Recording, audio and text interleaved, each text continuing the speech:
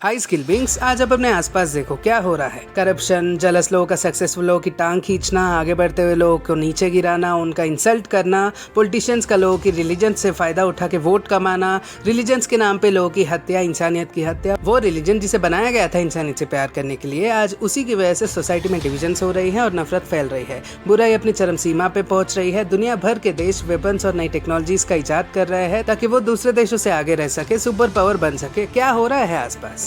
हमारा यूथ बस एक जॉब को सेटल होना समझता है और जिंदगी भर बस एक एम्प्लॉय बन के रह जाता है और बिना किसी पढ़ाई के पॉलिटिशियंस इस देश को चला रहे हैं। इस बारे में कौन खुलकर बोलेगा? क्योंकि यूथ तो जॉब करने में बिजी है। कॉर्पोरेट कंपनीज लोगों का हक छीन रही है, जमीन पर जबरदस्ती कब्जा कर रही है, किसानों को उनका हक नहीं मिल रहा और कई समस्याएं अपनी दुनिया में जिसके बारे में कोई बात नहीं करता क्योंकि सब पैसे कमाने में बिजी है ना। हमको कुछ फर्क नहीं पड़ता कौन किसके साथ क्या गलत करता है, हम पैसा कमा रहे हैं बस, और क्या चाहिए। ये सब तो न्यूज और मीडिया वालों का काम है। हम न्यूज देखेंगे, कुछ दिन बाद भूल जाएंगे और खत्म। पर क्या न्यूज देख लेने से इन समस्याओं का हल मिलता है? वेल, सुपर हीरोज का कॉन्सेप्ट इन्हीं प्रॉब्लम्स की वजह से बनाया गया है। एक फिक्शन, एक ऐसी चीज जो असली जिंदगी में नहीं हो सकती। इट्स जस्ट फीलिंग और fantasy of having a super hero. हमारे समाज का एक बहुत बड़ा प्रॉब्लम है, वो ये कि हम जब किसी अच्छे काम करने वाले को देखते हैं तो बड़े गर्व से कहते हैं, वो देखो वो हमारे समाज का हिस्सा है। पर जब वही किसी मेंटली अनस्टेबल इंसान की बारी आती है तो यही समाज उनको बिल्कुल ही अलग ठहरा देता है, ये कहकर कि ये हमारे समाज का हिस्सा नहीं होना चाहिए, ये गलत है, ये तो पागल है। पर अपने इस डिस्क्रिमिनेशन वाली माइंडसेट की वजह से सोसाइटी में डिफरेंसेस पैदा हो जाती है और फिर या तो आगे चल के ये चीज इस समाज को खोखला बना देती है अंदर से, या उस इंसान को जिसने इस डिस्क्रिमिनेशन को झेला है उसे अंदर से खोखला बना देती है। सुपर हीरोज क्या सिग्निफाई करते हैं इन सब में?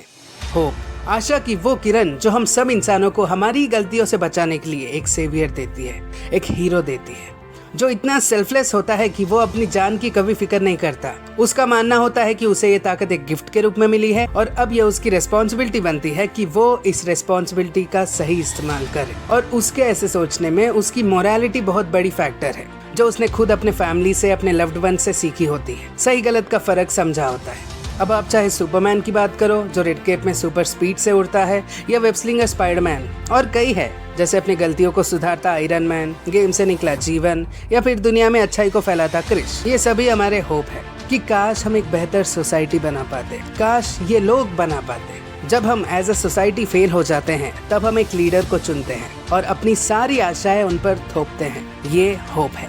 सुपर हीरोज इन सोसाइटी के 2 साइड्स है। पहला जो गुड साइड है, hope, love for humanity, high moral ethics, inspiring people, making this world a better place। पर दूसरा जिसके बारे में ज्यादा चर्चा नहीं की जाती वो ये कि वो एक पावरफुल बीइंग है जिसकी कोई सीमाएं नहीं, सरकार उसे कंट्रोल नहीं कर सकती। सोसाइटी में लोगों के अंदर इस बीइंग के लिए धीरे धीरे एनवी आ जाती है कि मैं क्यों ऐसा नहीं हूँ, और इंस्पिरेशन वक्त के साथ साथ जलन और नफरत में तब्दील हो जाती है। ऐसा ही कुछ बैटमैन व सुपरमैन में देखने को मिलता है। जब सुपरमैन को लोग गॉड बनाने लगते हैं तो सबसे ज्यादा कॉर्पोरेट कंपनी के लीडर्स की ही जली, जैसे लेक्स लूथर और ब्रूस वेन, क्योंकि अब वो हेल्पलेस फील कर रहे थे। ब्रूस वेन और लेक्स लूथर दोनों एक ही चीज चाहते थे, सुपरमैन का खात्मा। बस इनकी मोटिवेशन अलग थी। दोनों ही एथिस्ट है, दोनों ही भगवान जैसे किसी चीज पे बिलीव नहीं करते और दोनों का ये मानना है कि अगर भगवान है तो वो सबसे अच्छा नहीं हो सकता, और अगर वो सबसे अच्छा है तो वो भगवान नहीं हो सकता। तो बात साफ है, ये दोनों कहीं ना कहीं एक ही रिजल्ट में आते हैं कि हमें ऐसे बीइंग की कोई जरूरत नहीं,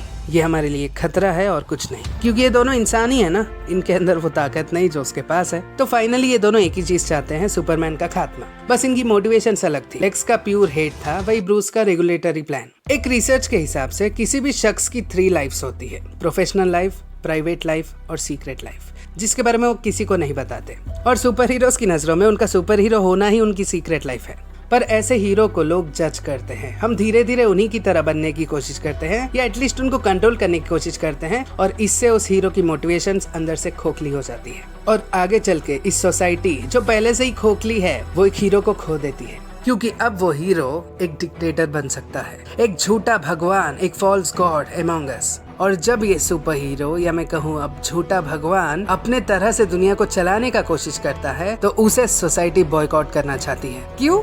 नॉर्मल लोगों को इस बात से प्रॉब्लम नहीं कि एक सुपर हीरो दुनिया चला रहा है, लोगों को इस बात से प्रॉब्लम होती है कि उनके पास वो पावर नहीं जो इसके पास है। जब तक उनमें से एक दुनिया चला रहा था, इनके हिसाब से सब ठीक था, क्योंकि है तो वो इंसान ही ना। पर जब एक सुपरमैन जैसा बंदा दुनिया चलाने लगता है तो लोगों को ये हजम नहीं होता, क्योंकि वो हमारे जैसा नहीं है। भले ही वो हीरो कितना भी अच्छा करे आपके सोसाइटी के लिए, नो मीन्स नो। तब हमें समझ में आता है कि जिस इनसिक्योरिटी ने इन सुपर हीरोज को पैदा किया था हमारी सोसाइटी में, उसी इनसिक्योरिटी की वजह से आज हम खुद इन सुपर हीरोज को खत्म करने की सोच रहे होंगे। इसलिए तो मैंने कहा कि हमारे दुनिया को सुपर हीरोज की जरूरत है, पर हम उन्हें डिजर्व नहीं करते। इस पर आपकी क्या ओपिनियंस है? प्लीज कमेंट कीजिए और देखते ही रहिए स्किल बीइंग्स।